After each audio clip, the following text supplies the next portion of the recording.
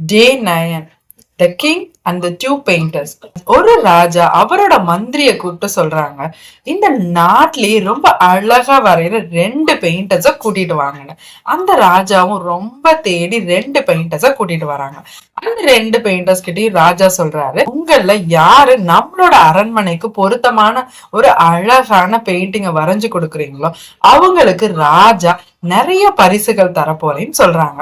ஏன் அபி, உனக்கு யாராவது கிஃப்ட் பிரைஸ் தர போறேன் அதுக்கு நீ இதை பண்ணுன்னு சொன்னா நீ எவ்வளவு சூப்பரா பண்ணுவ. இந்த பெயிண்டர்ஸும் அப்படிதானே, யாரு வின் பண்றாங்கன்னு பாப்போம். அந்த பெயிண்டர்ஸுக்கு ரொம்ப சந்தோஷம். அதுல ஒரு பெயிண்டர் நம்ம தான் ஃபர்ஸ்ட் முடிக்கணும்னு சொல்லிட்டு சீக்கிரம் வரைய போயிடுறாரு. பட் அந்த 2வது உள்ள பெயிண்டர் அந்த அரண்மனையை சுத்தி பாக்குறாரு. இந்த அரண்மனைக்கு எந்த பெயிண்டிங் கரெக்டா இருக்கும், என்ன கலர்ஸ் யூஸ் பண்ணலாம்னு சுத்தி பார்த்துட்டு டிரா பண்ண போயிடுறாங்க. ஃபர்ஸ்ட் வரைய போன பெயிண்டர் சீக்கிரமா டிரா பண்ணிட்டு வந்து ராஜாட்ட கொடுத்துடுறாங்க. ராஜாவும் பாராட்டிட்டு உட்காருங்க, 2வது உள்ளவரும் வரட்டும்னு சொல்லிடுறாங்க.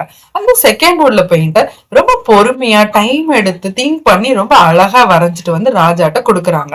அதை பார்த்ததும் ராஜாவுக்கு ரொம்ப சந்தோஷம். 2 பெயிண்டர்ஸையும் நிக்க வச்சு சொல்றாங்க, முதல்ல வரைஞ்ச நீங்க ரொம்ப அழகா வரைஞ்சிருக்கீங்க, ஆனா நம்மளோட அரண்மனைக்கு அது பொருத்தமா இருக்காதுன்னு சொல்லி அனுப்பிச்சிடுறாங்க.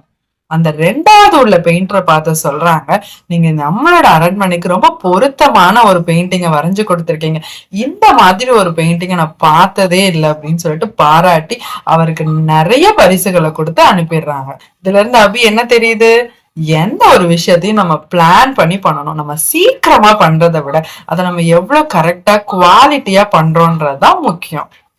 இந்த மாதிரியான ஸ்மார்ட் திங்கிங், பேஷன்ஸை பத்தி நம்ம குழந்தைங்களுக்கு ஸ்டோரிஸ் மூலமா சொல்லிக் கொடுக்கலாம்.